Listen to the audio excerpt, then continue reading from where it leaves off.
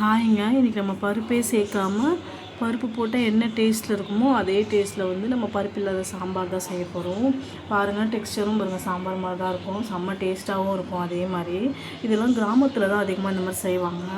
So எப்படி செய்யலான்னு பார்க்கலாம் வாங்க. 2 பெரிய வெங்காயம், அப்புறம் 2 தக்காளியை வந்து நீள்வாக்கில் கட் பண்ணிவிட்டு நான் சேர்த்துருக்கேன். நீங்களும் அதே உங்களுக்கு எத்தனை வேணுமோ, உங்களுக்கு வீட்டில் எத்தனை பேர் இருக்காங்களோ அதுக்கேற்ற மாதிரி நீங்கள் தக்காளி வெங்காயம் கூட்டவோ குறைச்சவோ சேர்த்து பார்த்து செஞ்சுக்கோங்க. காரத்துக்கு ஏற்ற பச்சை மிளகா நான் ஒரு 6 பச்சை மிளகா போல் சேர்த்துருக்கேன். மஞ்சத்தூள் கொஞ்சம் போட்டுட்டு அதுக்கப்புறம் தண்ணி ஊற்றி நல்லா வேக வச்சுக்கலாம். நம்ம ஒரு 6லேருந்து 5 விசில் போல் விட்டிங்கன்னா நல்லா மசிஞ்சிடும். நம்மளுக்கு அந்தளவுக்கு எஃபர்ட் போட்டு மத்தி வச்சு மசிக்க தேவையில்ல. அதனால் நான் ஒரு ரொம்ப ஹை ஃப்ளேமில் வைக்காமல் மீடியம் ஃப்ளேம்லேயே வச்சு ஒரு 6 விசில் போல் நான் விட்டுக்கிறேன். அப்புறம் ஆறுனதுக்கப்புறம் அந்த தண்ணியை மட்டும் தனியாக எடுத்து வச்சுட்டு பாருங்கள், இப்படி தான் இருக்கும். தண்ணியை எடுத்து வச்சுட்டு நம்ம அதை மட்டும் உங்கள்கிட்ட மேஷர் இருந்தால் மேஷ் பண்ணிக்கோங்க, இல்லைனா மத்து வச்சு நல்லா மசிச்சுக்கலாம். என்கிட்ட மத்து தான் இருக்குது. ஸோ நான் அதை வச்சு நல்லா நம்மளால் முடிஞ்ச அளவுக்கு நல்லா மசிச்சுக்கோங்க.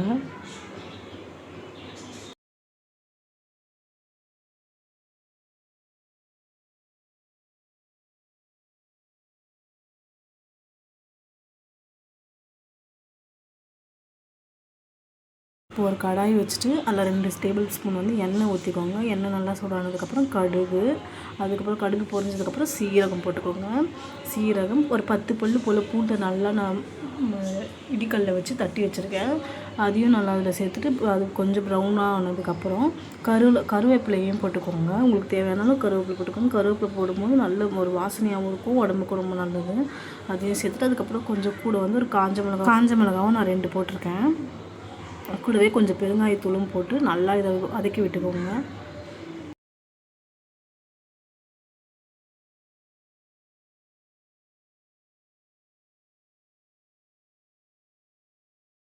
வதங்கினதுக்கப்புறம் கூடவே வந்து நான் ஒரு வெங்காயத்தை வந்து சின்னதாக கட் பண்ணி வச்சுருக்கேன். பாருங்கள், இந்த மாதிரி கட் பண்ணி வச்சுருக்கேன். இதையும் அது கூடவே நல்லா சேர்த்து நல்லா இதையும் வதக்கி விட்டுக்கோங்க.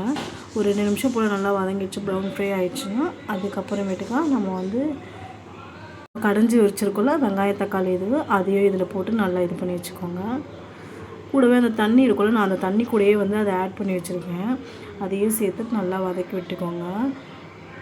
பாருங்கள், இந்த மாதிரி தான் இருக்கும். நம்ம இதையும் சேர்த்ததுக்கப்புறம் நான் கூடவே கொஞ்சம் தண்ணியாக சேர்த்துக்கிறேன். ஏன்னா இது தண்ணியாக இருந்தால் தான் இந்த குழம்பு வந்து நல்லாயிருக்கும்.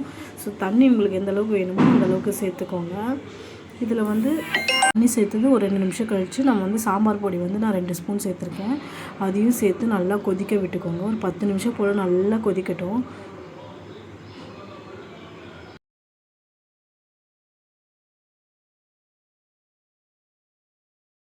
பாருங்கள், இப்போ இந்த அளவுக்கு நல்லா கொதிக்கும். கொதிச்சதுக்கப்புறம் நான் இதில் வந்து 2 ஸ்பூன் வந்து கடலை மாவு வந்து எடுத்துக்கிறேன். கடலை மாவை கொஞ்சம் தண்ணி ஊற்றி நல்லா கரைச்சி வச்சுக்கோங்க. அந்த கட்டிகள்லாம் எதுவுமே இல்லாத மாதிரி கரைச்சிட்டு நம்ம வந்து இந்த இதில் சேர்த்துக்க போகிறோம்.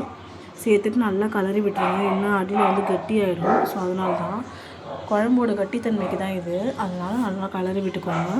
கலரி விட்டது மறுபடியும் ஒரு 10 நிமிஷத்துக்கு போல் நல்லா கொதிக்க விடுங்க. அதனால தான் நான் தண்ணி அதிகமாக சேர்த்துக்கோங்கன்னு சொல்கிறேன். நம்ம கொதிக்க விடும்போது நல்லா சுண்டி போயிடும்.